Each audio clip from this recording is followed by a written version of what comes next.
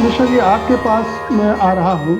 ये हार्दिक पटेल जो कि बड़ी धूमधाम से पार्टी में आए थे, पार्टी के भविष्य के चेहरे हो सकते थे, लेकिन उनका मोहभंग होता दिख रहा है। क्या वजह है? क्या आपको लग रहा है कि ये बीजेपी के अभियान का हिस्सा है तोड़फोड़ का, जो कि जिस भी राज्य में चुनाव होता है वो वहां के की लीडर्स को तोड़ने में कई बार अक्सर कामयाब हो जाती है, वो है? या हार्दिक पटेल की जो चिंताएं हैं, जो शिकायतें हैं, वो बिल्कुल वाजिब हैं, उनको वो तवज्जो नहीं मिली, उनको वो भूमिका नहीं दी गई, और अब चुनाव के समय भी वो खुद को अलग थलग पा रहे हैं?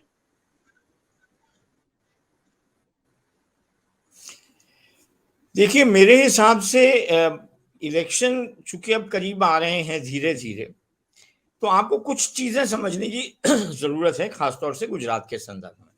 सबसे पहले कि हार्दिक पटेल कांग्रेस में आने के बाद भी इलेक्शन लड़ सके इस स्थिति में नहीं थे अभी तक, क्योंकि केसेस चल रहे थे और उस तरीके से उन पर रोक थी।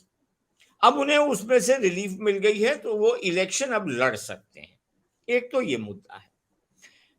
दूसरा मुद्दा ये है कि ये फैक्ट है कि कांग्रेस के अंदर अभी भी एक किस्म का, जिसे कहते हैं कि दिशाहीनता दिख रही है, पुश एंड पुल फैक्टर्स की वजह से।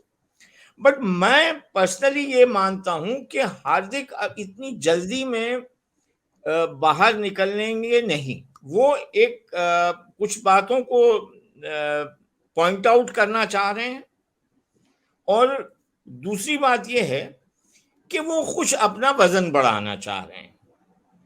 इस वजह से उनका ये मूव है, क्योंकि अगर वो भारतीय जनता पार्टी में जाना चाहते हैं तो भारतीय जनता पार्टी में यूं तो डिसीजन सिर्फ एक ही लेवल पे होता है, और वो होता है नरेंद्र मोदी अमित शाह के लेवल पे, क्योंकि बाकी डिसीजन मेकिंग में वो सीढ़ियां हैं, बट फाइनल से वहीं पर है, इसी लेवल पे, और खास तौर से मोदी जी ये तय करते हैं।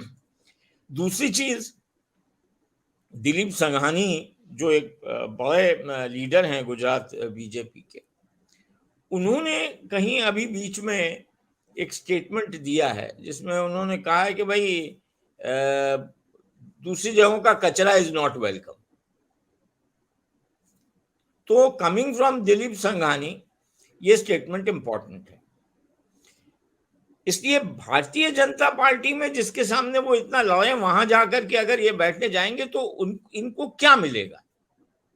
आज ये एक पोजीशन एंजॉय कर रहे हैं, भले ही वहां जिसे कहते हैं कि कंफ्यूजन है, लेकिन बीजेपी मैं नहीं समझता कि उनके लिए एक विकल्प है, खास तौर से जिस उम्र के जिस पड़ाव पे वो हैं, इज अ यंग मैन। हाँ, आम आदमी पार्टी एक विकल्प हो सकता है, लेकिन आम आदमी पार्टी में भी जो है, जो ग्रुप है, वो इनके पाटीदार अनामत आंदोलन का के ही नेता वहां गए हैं, जिनके साथ उनके मनमुटाव थे, वही वहां जाकर के की पोजीशंस पे बैठे हैं। तो ऐसा क्या उनको रोल वहां मिल जाएगा जिसमें वो पार्टी के कार्यकारी प्रेसिडेंट बन जाएंगे स्टेट यूनिट के? लिहाजा मैं ये पर्सनली ये मिश्रा मानता जी, हूं हो कि सकता थोड़ी है कि ये प्रस्ताव दिया गया हो, ये पेशकश दी गई हो, आप चुनाव लड़िए, एक मंत्री पद आपके लिए रहेगा। हाँ, ये अगर कांग्रेस को हो कम सकता जी, है, ये हो सकता है। और खास तौर से इलेक्शन के आसपास कांग्रेस के की लोगों को तोड़ने की कोशिश होती है, नॉट बिकॉज कि उनकी उपयोगिता है, बट बिकॉज वो एक स्पेक्टिकल क्रिएट करता है, एक माहौल बनाता है। जो लोग कांग्रेस से छोड़ के गए थे, उनको उनको अगर देखा जाए, पावरफुल नेता गए थे कांग्रेस में से, नरहरी अमीन गए थे, वो डिप्टी चीफ मिनिस्टर चिमन भाई पटेल की गवर्नमेंट्स में रहे हैं, पर बीजेपी में जाने के बाद अब कहाँ है वो? कई नेताओं का अगर ये स्वरूप देखा जाए तो वो कहीं फिगर नहीं करते। लेकिन यस, ये कोशिशें जरूर होंगी, और आम आदमी पार्टी जरूर उनको वेलकम कर रही है।